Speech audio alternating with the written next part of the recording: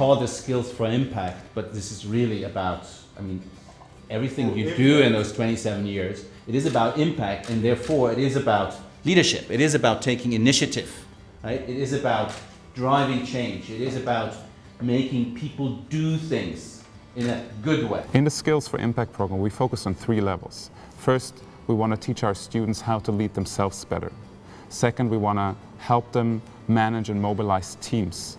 And thirdly, we want to help them understand how they can shape complex policy systems and effectively shape public policy. When we think about leadership, usually we think about how can I lead others? How can I tell others where to go, what to do, how to do it? And this course really focuses on ourselves.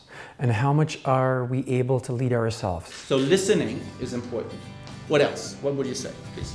Not being afraid to make a mistake, to say something wrong. As part of the Skills for Impact program, we are helping our students to explore their purpose based on the values that really drive them.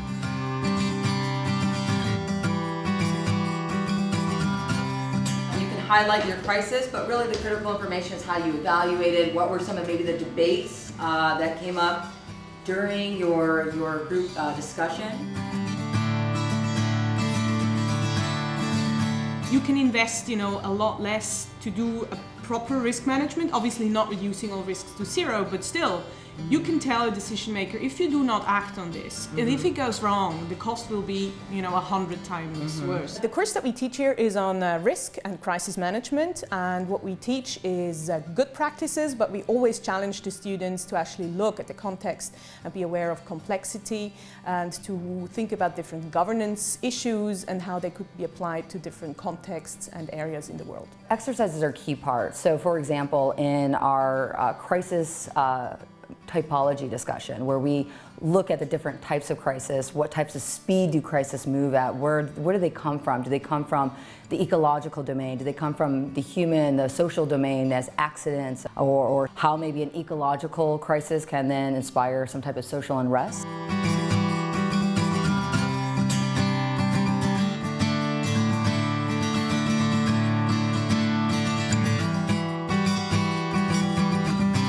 Negotiation is very closely related to leadership, and for all the students in this program, leadership and negotiation will be a very, very important part of every day in their professional life. A lot of people sign contracts or come to agreements that are not good for them.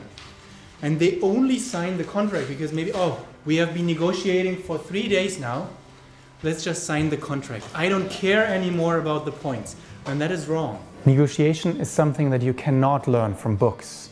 It's something that you need practice for. So my class mainly consists of role play exercises, case studies, and a lot of feedback.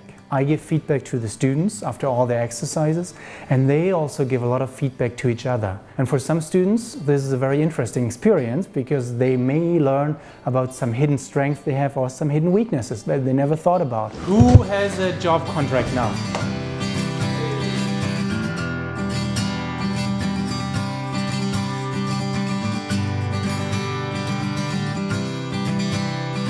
The mission of the School of Public Policy is purpose beyond power.